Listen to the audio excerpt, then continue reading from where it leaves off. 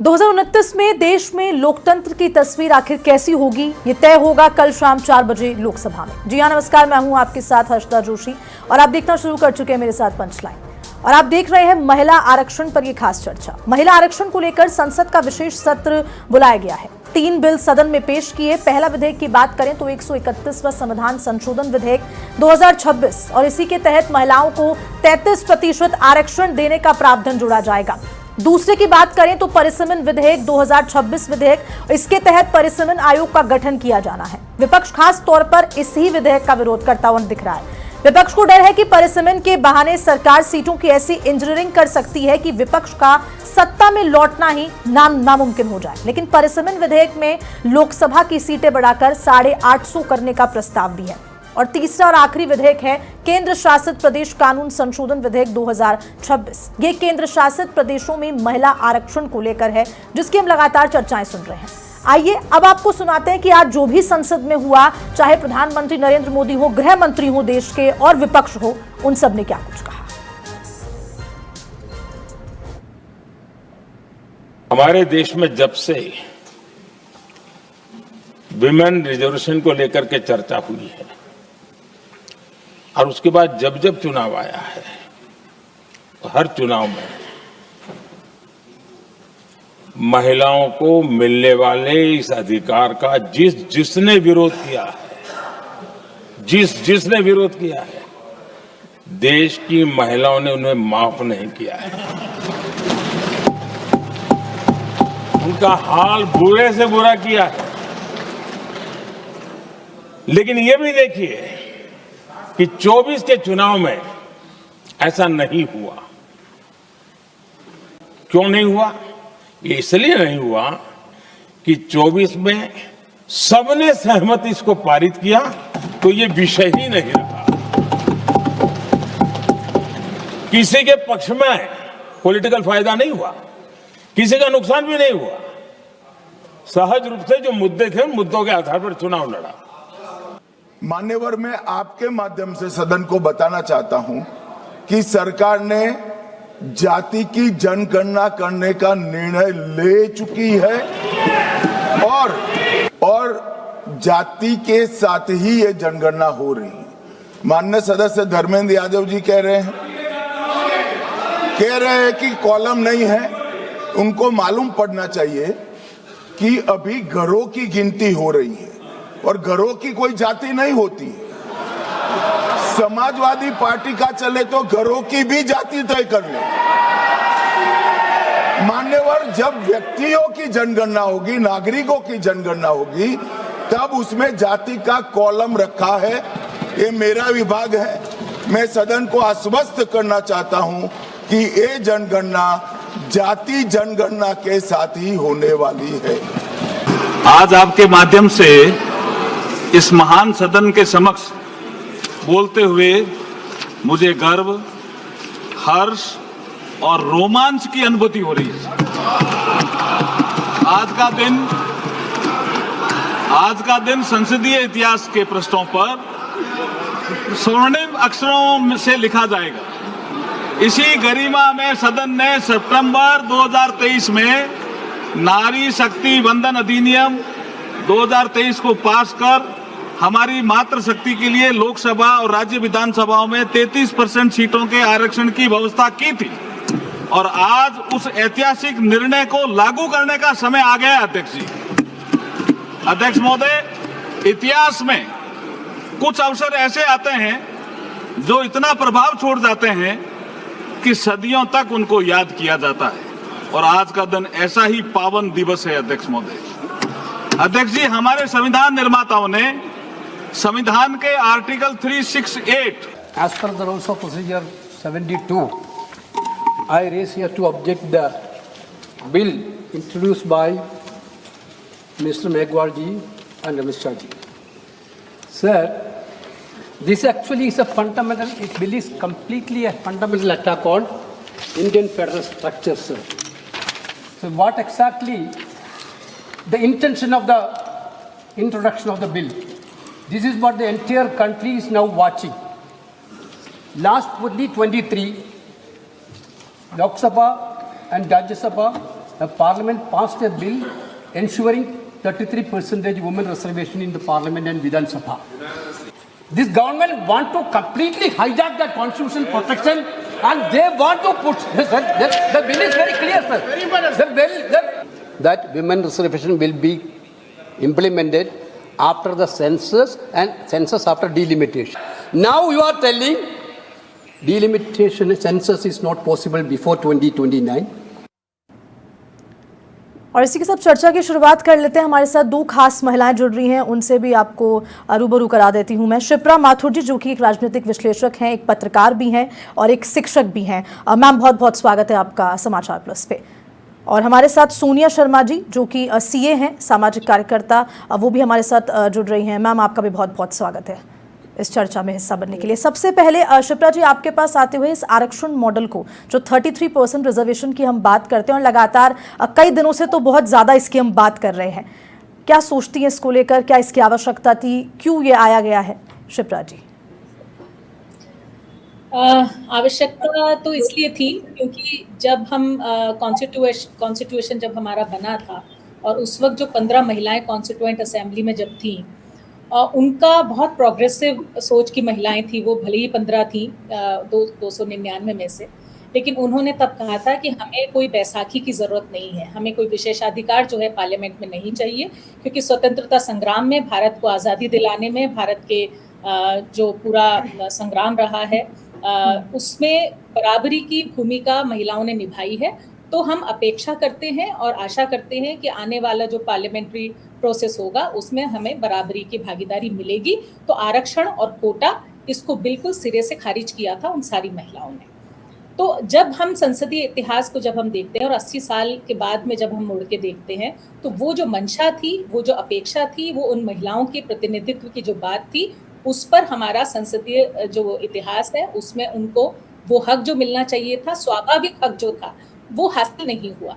और इसीलिए ये बात जो है, जब 73rd और 74th अमेंडमेंट हुआ, जब हमें ग्रास रूट्स गवर्नेंस में जो महिलाओं की भागीदारी की बात थी, उससे ये सुनिश्चित किया गया, क्योंकि और उस वक्त ये भी बात थी कि जो लिटरेसी रेट थी शायद वो उस तरह से नहीं थी कि वो राजनीतिक प्रतिनिधित्व जो है उसको जस्टिफाई कर पाते। तो जो भी आर्ग्यूमेंट रहा, लेकिन 73वां और 74वां संशोधन के माध्यम से आपने ग्रास रूट्स गवर्नेंस में उनको प्रतिनिधित्व दिया। और तब से ये बात उठती रही कि अगर जो धरातल की जो राजनीति है उसमें जब आप उनका प्रतिनिधित्व सुनिश्चित कर सकते हैं, 33% का आरक्षण वहां पर आप कर सकते हैं, लोकल बॉडीज में कर सकते हैं, पंचायत में कर सकते हैं, तो हमारे देश की संसद में उनका वो प्रतिनिधित्व क्यों नहीं होना चाहिए? लेकिन शिप्रा जी, इसका विरोध भी लगातार देखा जा रहा है। विरोध क्यों हो रहा है इसको लेकर आप क्या कहें? क्योंकि इसे एक पॉलिटिकल स्ट्रैटेजी और अगर मैं कहूँ राजनीतिक रणनीति इसे बोला जा रहा है। नहीं, राजनीति देखिए, मुझे हमेशा से लगता है, चाहे प्रधानमंत्री इस बात की सफाई हालांकि आज संसद में उन्होंने दी कि राजनीति की बात नहीं है, ये सैद्धांतिक बात है, ये जो उनका जायज हक है। और उन्होंने ये भी कहा कि जो हमने पाप किए हैं पिछले सालों में, पिछले दशकों में जो हमने पाप किए हैं, उनको बराबरी का हक न देकर उसका प्रायश्चित करने का मौका है। मुझे लगता है ये स्वीकारोक्ति, ये बहुत बड़ी बात है। तो ये और जो अड़चन है कि जो दूसरी पार्टियां हैं वो विरोध कर रही हैं, तो बहाने से बहाने जो है वो हम पिछली बार भी पिछले सालों में देख चुके हैं, चाहे वाजपेयी जी की सरकार हो, देवगौड़ा जी का सरकार हो, तो जो दूसरी पार्टियां, जो सहयोगी पार्टियां रही हैं, उन्होंने हमेशा से कोई ना कोई बहाना बनाकर इसमें अड़ंगा डाला है कि महिलाओं को वो प्रतिनिधित्व। और मुझे लगता है कि ये एक मानसिकता है, वर्चस्व की जो मानसिकता है कि पुरुषों का जो आधिपत्य है संसद में, पॉलिसीज बनाने में, प्रतिनिधित्व करने में, राजनीति में, वो कहीं घट ना जाए, क्योंकि महिलाएं आएंगी तो वो शायद अपेक्षा हम एक नेचुरल जस्टिस करते हैं। वापस आपके पास में लौटूंगी। हमारे साथ सीए हैं सोनिया शर्मा जी, वो भी जुड़ी हुई है। सोनिया जी, क्योंकि आप देखिए सीए एक महिला हैं, जो ये आरक्षण मॉडल है इसके बारे में आप क्या सोचती हैं? आवश्यकता के बारे में शिप्रा जी ने भी कई इंपॉर्टेंट चीजें बताई हैं, लेकिन आप क्या सोचती हैं इस मॉडल को लेकर? जी मैडम, जैसे आपने बोला, मैं एक सीए हूँ, महिला हूँ, और हम लोग देख रहे हैं कि पूरा विश्व जब युद्ध से त्रस्त है, तो भारत एक महिला वित्त मंत्री के नेतृत्व में अभी भी एक स्टेबल अर्थव्यवस्था लेके बैठा हुआ है। तो महिलाओं के टैलेंट में कहीं कोई कमी नहीं है, ये चीज हम देखते आ रहे हैं कि पिछले 15 सालों में 10 सालों में इंडिया ने जो ग्रोथ करी है वो एक फीमेल फाइनेंस मिनिस्टर की पॉलिसी मेकिंग्स पे और उनके थॉट प्रोसेस पे, उनकी जो लॉन्ग टर्म विजन है उस पे हम लोगों ने किया है।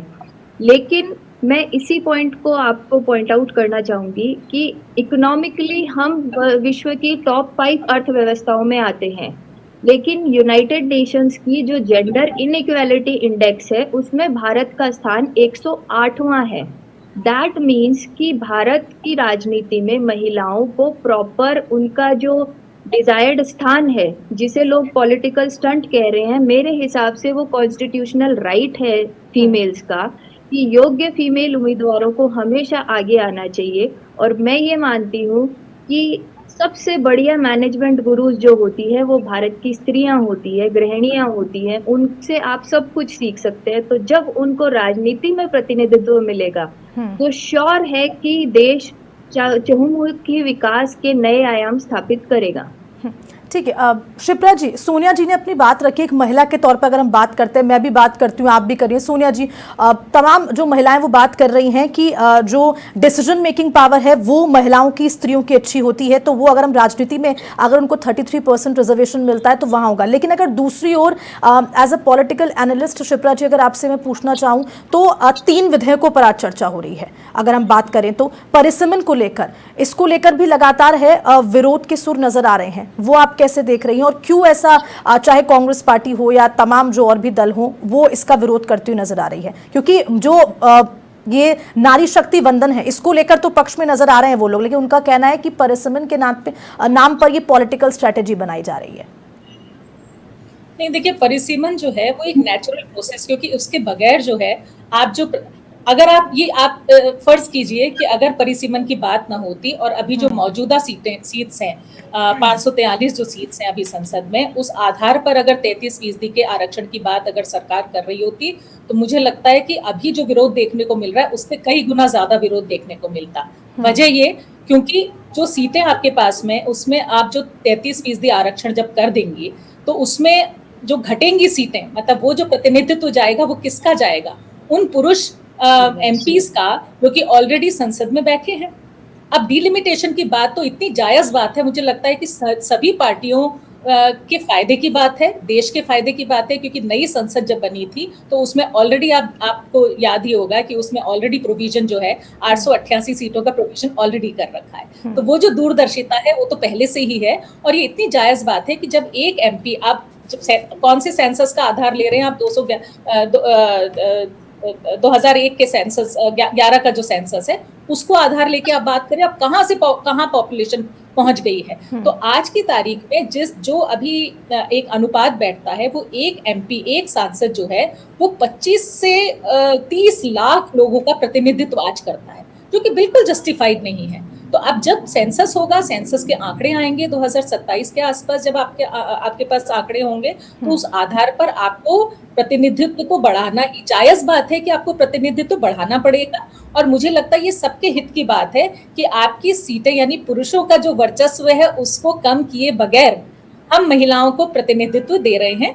और इसमें ये बात मैं और जोड़ रही हूँ, बल्कि हमें अभी से ये इस बात का तो स्वागत करना ही चाहिए एक महिला होने के नाते, देश के नागरिक होने के नाते, कि हमें 33% का आरक्षण जो है वो मिल रहा है। और इसलिए मिल रहा है क्योंकि हमने पिछले सालों में जो हमारी मंशा दिखनी चाहिए थी, एक नेचुरल प्रोसेस होना चाहिए था, पार्टी के भीतर की एक लोकतांत्रिक व्यवस्था में टिकट के बंटवारे से लेकर और उनको राजनीति में लाने से लेकर जो प्रयास पार्टियों के होने चाहिए थे वो नजर नहीं आते हैं। इसीलिए 33% आरक्षण की आवश्यकता हुई। लेकिन इस 33% पर हम राजी क्यों हो, ये भी एक सवाल मैं आपके सामने छोड़ना चाहती हूँ, क्योंकि आबादी में, जनसंख्या में भागीदारी हमारी कितनी है?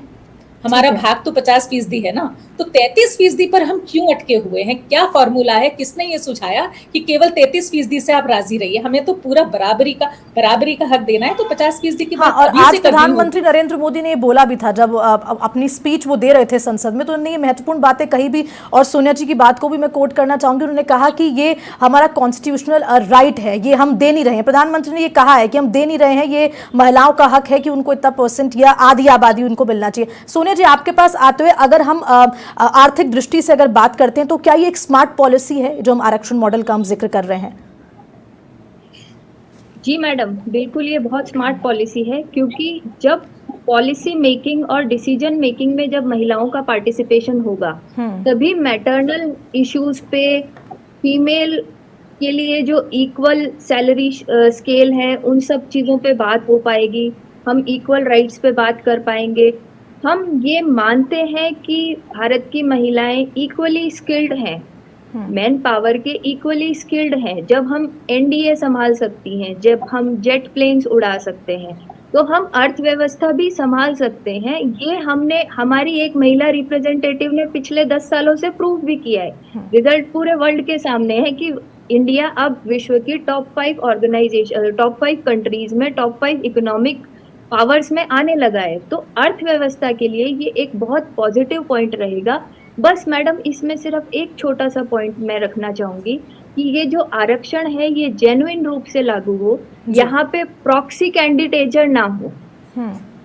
कई बार महिलाओं को, क्योंकि हमने 73rd और 74th अमेंडमेंट के हिसाब से जब उनको पंचायती राज में महिलाओं को आरक्षण मिला और महिलाओं ने अपनी सहभागिता दिखाई, और अब सरपंच दीदियां आप देखें, आप ट्विटर भरा पड़ा है, न्यूज़पेपर्स की स्टोरीज बड़ी पड़ी है कि हर छोटे छोटे गांव में इनोवेटिव आइडियाज आ रहे हैं, अर्थव्यवस्था बहुत अच्छे से मूव कर रही है। तो सरपंच दीदी, सांसद दीदी और मंत्री दीदी भी बन सकती है, बशर्ते उनको इक्वल राइट मिले, उनको अपने पर फैलाने की अपॉर्चुनिटीज मिले। तो अर्थव्यवस्था के लिए और चहुमुखी विकास के लिए नो डाउट ये बहुत अच्छा कदम है। सोनिया जी, एक और सवाल ये है कि अगर हम बिजनेस सेक्टर की बात करें, हम इन्वेस्टमेंट्स की बात करें या हम बिजनेस मॉडल्स की बात करें, तो अगर संसद में, राजनीति में वो महिलाएं उस पद पर होती हैं, वो प्रतिनिधित्व करेंगी इस चीज़ का, वो डिसीजन बनाएंगी, तो क्या बिजनेस सेक्टर में या आगे बढ़ने के लिए और किस तरह के रास्ते खुल सकते हैं?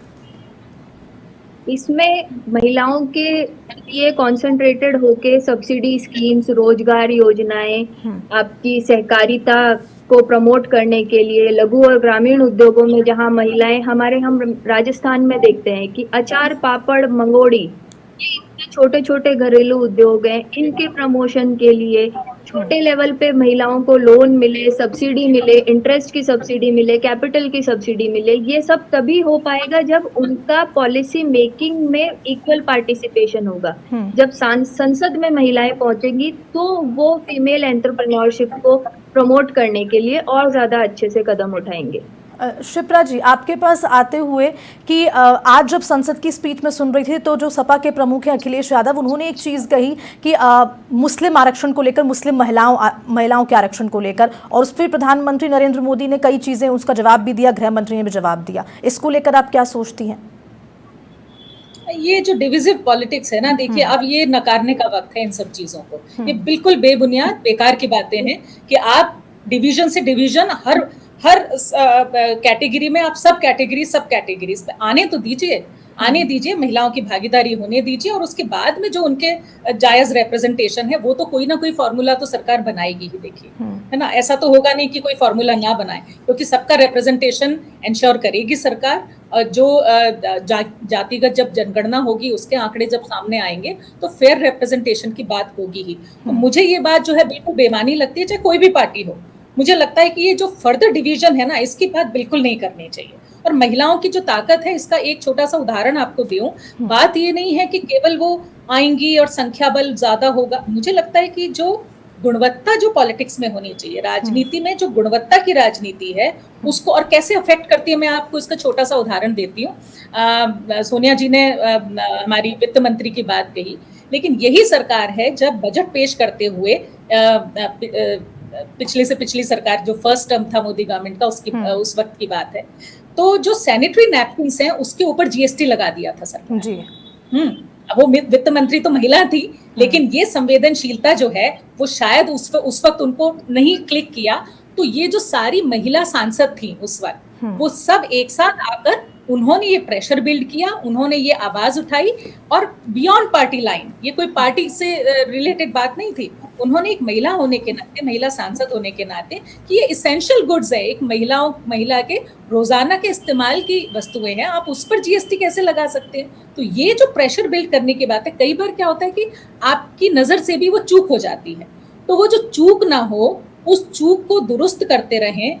महिलाओं के हक की बात, बच्चियों के हक की बात, जस्टिस की बात, और मुझे लगता है केवल जेंडर तक सीमित नहीं होती है महिलाएं, तो ओवरऑल जो डेवलपमेंट की बात है, शिक्षा की बात, स्वास्थ्य की बात, हर क्षेत्र में जो उसका सोच होगा, कलेक्टिव सोच की बात कर रही हूँ, एक पार्टी स्पेसिफिक सोच की नहीं, एक कलेक्टिव जो वॉइस होती है संसद में, वो मुझे लगता है कि वो उसकी पावर हमें देखने को मिलेगी अगर उनका रिप्रेजेंटेशन और अच्छे से अच्छे लोग आए। अच्छे से अच्छे केवल महिलाओं की बात नहीं है, लोग राजनीति में तो पुरुषों को भी अच्छे ही पुरुष आने चाहिए, महिलाएं अच्छी आनी चाहिए, पुरुष भी अच्छे आने चाहिए। आज भी संसद में आप देखिए, अगर हम आंकड़ों के मायने में देखें तो 46% जो हमारे सांसद हैं वो क्रिमिनल बैकग्राउंड से आते हैं। महिलाओं में अगर हम इस आंकड़े को निकालते हैं तो उसमें भी ऐसा नहीं है कि क्रिमिनल बैकग्राउंड नहीं है महिलाओं का भी, वो भी 23% जो है वो भी क्राइम के बैकग्राउंड से आ रही है। शिप्रा जी, तो एक पॉइंट ये मैं जोड़ना चाहूंगी कि आपने क्राइम वर्ड का यूज किया, लगातार इस पे भी जिक्र हो रहा है कि अगर संसद में, राजनीति में महिलाएं आती हैं, ज्यादा उनकी भागीदारी होती है, वो प्रतिनिधित्व करती हैं या वो कोई डिसीजन मेकिंग पावर में हिस्सा लेती हैं, तो जो क्राइम रेट है, चाहे महिलाओं के प्रति अगर हम बात करते हैं, तो उसमें काफी कमी देखने को मिल सकती है, क्योंकि कई अलग तरह के कानून हो या फिर कई तरह की बातें हो, डिसीजन हो, वो ले पाएंगी वो। कानून तो मुझे लगता है ढेरों हैं, बल्कि हम इम्प्लीमेंटेशन, इम्प्लीमेंटेशन अगर मैं बात करूं तो बहुत सारी कटौती हुई है, फिर बीएनएस आया है। आप मुझसे ही पूछ रही थी ना, मैं जवाब दे रही हूं। हाँ बिल्कुल शिप्रा जी, जैसे कि आपने कहा कानून, मेरा ये शब्द गलत था, कानून तो बने हुए हैं लेकिन जो इम्प्लीमेंटेशन है उसको लेकर मैं बोल रही थी। बिल्कुल, ये बहुत जरूरी बात है, क्योंकि जो सफर करते हैं ना, देखिए घर में या परिवार में कोई भी ऐसा हादसा होता है, कोई घटना होती है, अल्टीमेटली इफेक्ट जो है वो घर की महिला पर ही आता है, इसमें बिल्कुल तय बात है। बच्चों की देखरेख करनी हो, घर संभालना हो, तो वो जो प्रेशर है वो तो महिला फेस करती है। तो ये जो महिलाओं की भागीदारी है, उससे अगर हम इम्प्लीमेंटेशन और ओवरऑल जो पॉलिसी इम्प्लीमेंटेशंस है, मतलब केवल कानून ही नहीं, जो हम पॉलिसीज बनाते हैं, प्लान्स बनाते हैं, सबसे बड़ा गैप क्या है कि वो धरातल तक तो पहुंचती ही नहीं है। तो वो जो धरातल और असलियत के बीच में जो गैप है, उसको लेकर, और इसके लिए प्रशिक्षण होगा, उनकी तैयारी होगी, और तैयारी तो आज भी एमपीज की होती है, प्रशिक्षण सबके होते हैं, लेकिन एक रिसेप्टिविटी की जो बात है, मैं कहती हूँ, क्योंकि जो कहते हैं ना अपने यहाँ की जाके पाँव न फटी बिवाई, वो क्या जाने पीर पर आई। तो क्योंकि महिलाएं इस बात को फेस करती हैं, उनके ऊपर असर आता है सीधा सीधा, और जब आप 33% आरक्षण जब करेंगे, तो उसमें मुझे लगता है कि बियॉन्ड जो होती है डायनेस्टिक पॉलिटिक्स जो होती है, कि केवल उसी परिवार की महिलाएं आगे आए जिनका की एक राजनीतिक पृष्ठभूमि है या समृद्ध पृष्ठभूमि है, केवल वही महिलाएं आए, जो कि हम देख ही रहे हैं कि पिछले 80 सालों में हमने देखा है कि जिस पृष्ठभूमि, इतनी मजबूत पृष्ठभूमि है, राजनीतिक पृष्ठभूमि है, उन्हीं लोगों को मौका मिलता है। तो ये कोशिश भी लगातार 33% आरक्षण देने भर से कोई बदल जाएगा माहौल या हालात बदल जाएंगे, ऐसा कोई चमत्कार मुझे नहीं लगता कि होने वाला है। लेकिन उसके पैरेलल जो प्रक्रियाएं हमें साथ साथ चलानी है, कि महिलाओं से अपेक्षा ज्यादा रहेगी, वोकल रहें, मुखर रहें, अपने हक की बात करें, समझदारी की बात करें, और जो एक ओवरऑल एनवायरमेंटल चेंज की बात है और लोकतंत्र की मजबूती और उसकी गुणवत्ता की बात है, वहां वो भूमिका ज्यादा से ज्यादा निभा पाए, ये अपेक्षा देश की होनी चाहिए महिला प्रतिनिधित्व से। ठीक है शिप्रा जी, आखिरी कमेंट आपसे लूंगी, लेकिन उससे पहले सोनिया जी आपसे सवाल रहेगा कि अगर हम बिजनेस सेक्टर का, क्योंकि मैं आपसे जिक्र कर रही थी, चाहे हम, क्योंकि आप एक बतौर सीए रूप में काम करती हैं, वो आपका क्षेत्र है, तो अगर हम बात करें महिलाओं की, तो आगे अगर इस तरह का फैसला पॉजिटिविटी के साथ आगे बढ़ता है, तो आगे आप 10 साल बाद या 5 साल बाद किस तरह इस फैसले को देख पा रही हैं, डेवलपमेंट की अगर तौर पर बात करूँ तो? मैं अगर हम बात करें कि ये एक्ट प्रॉपरली इम्प्लीमेंट होता है और महिलाओं के फेवर में पॉलिसीज बनती हैं, तो मैं ये मानती हूँ कि अगले 5 साल बाद में इंडिया के बिजनेस में महिलाओं का पार्टिसिपेशन 33% से बढ़ के 50% हो जाएगा, क्योंकि महिलाओं की एंटरप्रेन्योरियल स्किल्स वो हमेशा बेटर होती है। मैं ये नहीं कह रही पुरुषों की खराब होती है, लेकिन एक जो इनबिल्ट मैनेजमेंट क्वालिटी होती है वो महिलाओं में नो डाउट अच्छी होती है। जो इमोशंस कोशंट होता है ठीक है। AI का जमाना है, लेकिन अभी भी EQ चल रहा है, वो महिलाओं का बेटर होता है बिजनेस चलाने के लिए। तो मैं ये मानती हूँ कि आगे आने वाले 10 साल के सिनेरियो में हम जो अभी स्टार्टअप्स में महिलाओं का पार्टिसिपेशन 10 से 20% देख रहे हैं, वो आप देखेंगे 50 से 60%। ठीक है सोनिया जी, माफी चाहूंगी, वक्त की थोड़ी सी कमी है। क्लोजिंग कमेंट शिप्रा जी से भी ले लेती हूँ। जैसे कि सोनिया जी ने कहा कि पार्टिसिपेशन शिप्रा जी हम आगे 10 साल बाद या 5 साल बाद काफी देखने को लाए, लेकिन शिप्रा जी एक आखिरी कमेंट छोटी स्लाइड में आप पूरा कीजिएगा। कल वोटिंग होनी है, इसको लेकर क्या कुछ कहेंगे? आरक्षण को लेकर कल शाम 4 बजे, किस बात की? सॉरी, आरक्षण को लेकर, इसी को लेकर कल संसद में वोटिंग होनी है 4 बजे। मुझे लगता है कि सबका समर्थन, सबका साथ होना चाहिए। ऐतिहासिक मौका है और इसमें कोई इफ एंड बट जो है उसकी गुंजाइश सबको छोड़ देनी चाहिए, क्योंकि ये इतिहास याद रखेगा कि 1996 में किसने रोका था और 1998 में किसने रोका था। तो आप उस पाप के भागीदार कोई भी पार्टी ना बने, ये सबसे गुजारिश रहेगी। ठीक है, बहुत बहुत शुक्रिया सोनिया जी और शिप्रा जी आपका इस चर्चा का हिस्सा बनने के लिए। और फिलहाल के लिए इस खास चर्चा में इतना ही। नमस्कार।